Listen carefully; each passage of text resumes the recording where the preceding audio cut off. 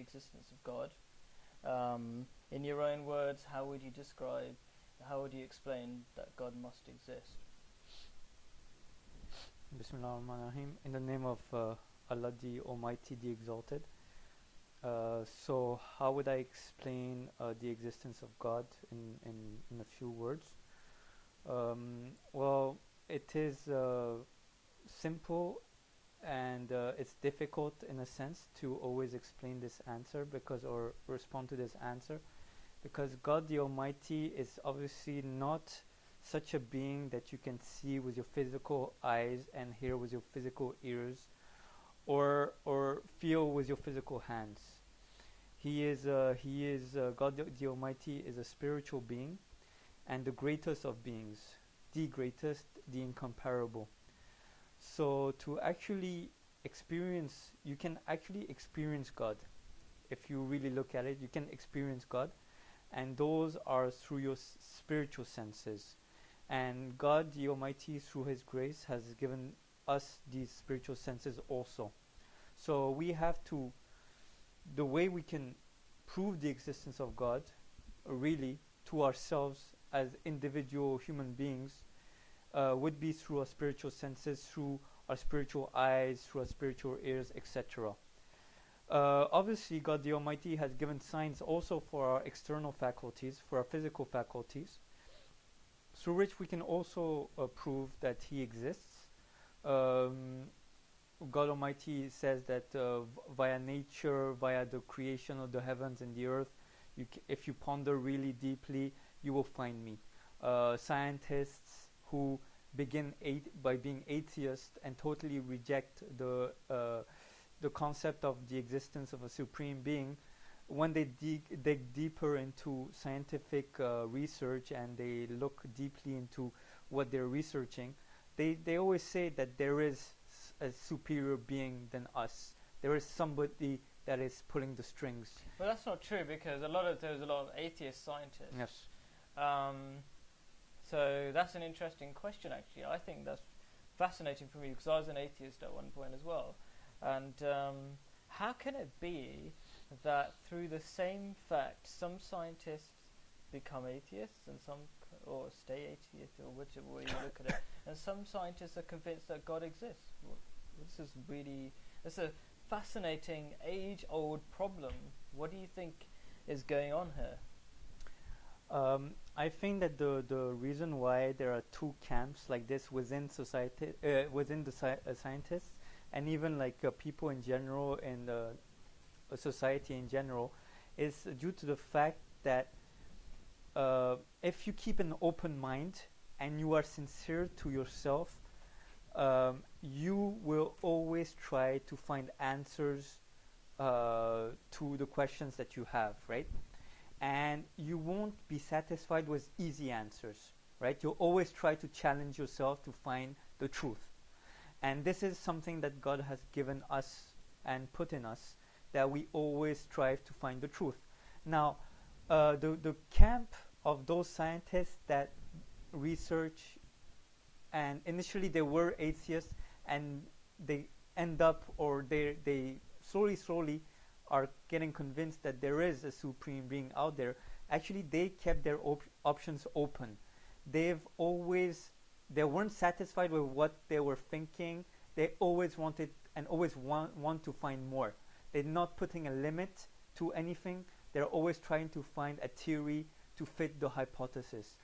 But the non-believers in God, who happen to be atheists, they close options on themselves. They don't try to find the absolute truth out there, and they stop in their quest for knowledge, because they want to find an easy answer, and the easy answer is there is no God, all this is being created by chance. But those scientists really that delve into these matters, really, they know there is something out there. They won't be able to explain, but they say there is something out there. That's fascinating, because I really like your answer. Having been an atheist myself, I can see how people try to narrow things down and close things down, and say this is science. Science says if you can't measure it, it doesn't exist, sort of sort of attitude, you Yes, know. yes. They don't really believe that themselves. But at the same time, because we don't have questions coming in right now, I'll play, I'll ask questions on their behalf. What atheists generally say is that people who believe in God are the ones who are looking for the easy answers. The thing when they can't explain something, they go, "Oh, that's just God." Yeah. And in a minute, I don't want to carry on with this too much because actually, what I really want to go on is why does it matter if God exists in the first place? Because this is called a happy show, which means I want to focus on the why, and then we can talk about these are sort of academic details relatively. Yeah. So anyway, let's quickly carry on with that. So atheists say people who believe in God are going for the easy way out. What do you say to that? I actually heard an atheist saying that his name is Richard Dawkins, and he meets these random religious groups all over the world. Any groups he meets, and he asks them why they actually believe in God, and they give him like different answers, and he concludes by saying, "Oh, you're trying to find the easy way out. At the end of the day, God doesn't exist. We should just realize this reality and not fool ourselves." And then when people say, "Oh, but isn't this like upsetting? Isn't this like very melancholic that at the end of the day life ends here and that's it? There's nothing else after this?" And he's like, "Yes, it is, but at the end of the day, that's what it is, right?" Okay. Now he would say that you're trying to find the easy way out. So whatever happens in your life, you say that it's God, right? That does it and whatever, right? Now, obviously, a person that has faith is not the one that is not similar to a person that doesn't have faith, right? Faith in itself is defined by believing in something which you do not see necessarily with your physical eyes and you do not hear with your physical ears. That's why even in the Holy Quran, in the second chapter, God Almighty says that the believers are those that believe in the unseen. And the word unseen here is very important because God the Almighty at the beginning does not reveal himself to man. You have to strive for that. And this striving to try to find an answer whether or not God Almighty exists, that's like the journey that a believer in God, he doesn't even need to be Muslim, any believer of any faith in God does. And so actually when an atheist say, "Oh, you're just trying to find the easy way out," actually it's not the easy way out, actually it's the hard way out, because you, through experience, you have questioned whether or not God exists. You have tried to strive in his way to try to please him, to find him. And then when you know that God exists, obviously you're going to say that God Almighty has a major role in my life. He is the one that is pulling the strings in my life. Whatever good happens is due to his blessings. Whatever bad consequences happens in my life, or whatever bad evil befalls me, that's also due to God's will, because God Almighty is testing you to see whether you're going to pull out of this unscathed or not. So obviously a believer would say that, but an atheist, for him, who didn't even question and go past this initial phase of questioning, for him this would be absurd, and he would say obviously that you're just finding the easy way out, but it's not the easy way out. Actually, it's the hard way out. Yeah, definitely. Okay. Okay, let's go back to I think the reason why there are a lot of atheists is because they say we can live without God. So you know what? I'm not even going to try to find out if God exists or not. So why do we need to know? I mean, what difference does God to make to our lives? That's a very common question. Yes. Well, this to answer this question, you can answer it from different angles, but I'm just going to focus on one. At the end of the day, yes, you could live your life without God, right? But it would be like saying that at the end of the day, you know, a child who has been who came out of the stomach of his mother, or who has been fathered obviously by his father, he just he reaches the age of, I don't know, let's say 8, and he just tells his parents, at the end of the day, I don't need you. I can live my life on my own. I don't need you at all. Yeah, and then they're like, oh, but we gave birth to you. We have taken care of you for 8 years. Like, isn't there a bit of gratitude from your side? Why are you just doing this? And then he's like, I don't need you. I'm intelligent enough. Yeah, I'm 8 years old, but I have friends and whatever. I can do whatever I want. I don't need you. Or let's even say 18 years old. And obviously that's the majority, like, of people do this. They're like, oh, we don't need you anymore. You're getting old and whatever. But at the end of the day, the fact remains, they're the parents. They're the parents of this child, right? Similarly with God the Almighty, He has created us, right? And He has nurtured us and is nurturing us every single day. Because we believe that God the Almighty, He created the sun, He created the wind, He created the ozone layer, He created the food, the animals from which we get the food, the milk from the cows from which we get the milk. So He would be more deserving of gratitude than parents. But yet we just cast God aside, even in a worse way than some of us cast our parents out, right? So this does not make sense. Why would we not recognize the one who has decreed that we should be on earth and who has taken care of us? So this is one angle with which you can respond. So basically, we should be thankful. That's one. Thankful, right? Yeah. And recognize, like a kid recognizes his father or mother. A creature of God should recognize his God. What do you mean recognize? Like, believe that God exists? Exists, or at least if appreciate.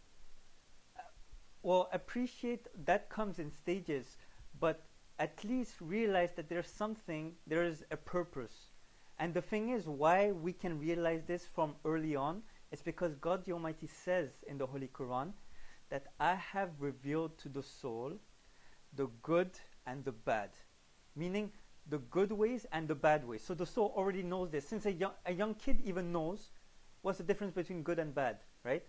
He knows that lying is bad. He knows that if he does certain things, he's going to incur his parents' displeasure, or he's just going to incur, like, he's going to feel guilty, right? So this recognition is within us. This is within us. So when I say that we should not deviate from God and we should still have this attachment, well, this attachment is given to us already. So it's not something that we really need to strive for. What we need to strive for is understand why we have this attachment and why we know these things already from the outset. And this questioning will lead us ultimately to God the Almighty. Right, okay. So, I mean, I'm learning lots of new things as we go along. But am I right in saying what you're saying is that in the last bit about recognizing your true purpose, that the fact that we've already got this attachment, does that mean if we don't follow this purpose, what happens? Oh, that's a very interesting question. If you don't follow this purpose, can I just test my? Yeah, go on. In the initial phase, it depends. Well, let's take people from different environments. Let's say that a kid who has lived in criminality since the onset, right? In the beginning, he sees and he knows that what he is being surrounded with is not good. He knows. When he's young, he knows. But then, slowly, the influence gets him. So the initial realization kind of, I wouldn't say disappears because it can never disappear, but it's hidden. It's hidden and it's clouded. Okay. But that person, sooner or later, will be confronted with such a situation where God Almighty gives him a chance to adopt a way which will bring him to recognize his Creator. Or if he doesn't not adopt this way, he takes the other way, he will totally sink deeper in the initial situation that he was, and for him it'll be very hard or nigh impossible to get out of there. Okay, so this happens in everybody's life.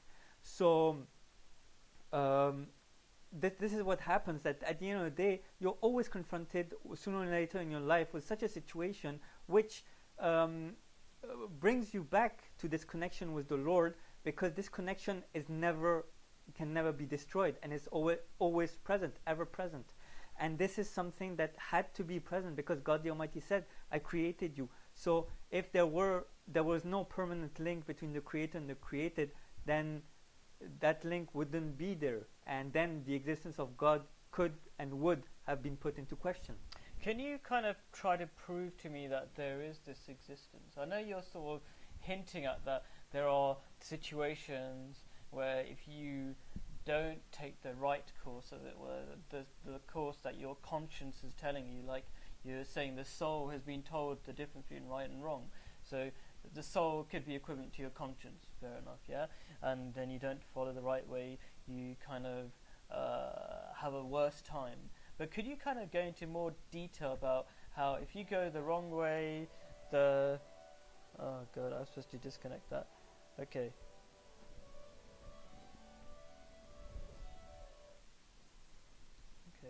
Alright, okay, so could you go into some more detail about how following God makes you happier, not following God makes you less happy? Okay. Well, in the Holy Quran, in Surah Al-Baqarah again, God Almighty says, He talks about believers and non-believers. And here I'm just going to highlight what God the Almighty says about non-believers to show what actually it is, what phenomenon is at play here. Are we still alive? It's trying to reconnect. It's the thing. I'm going to Okay, if you carry on. Oh, okay. It's the phone line.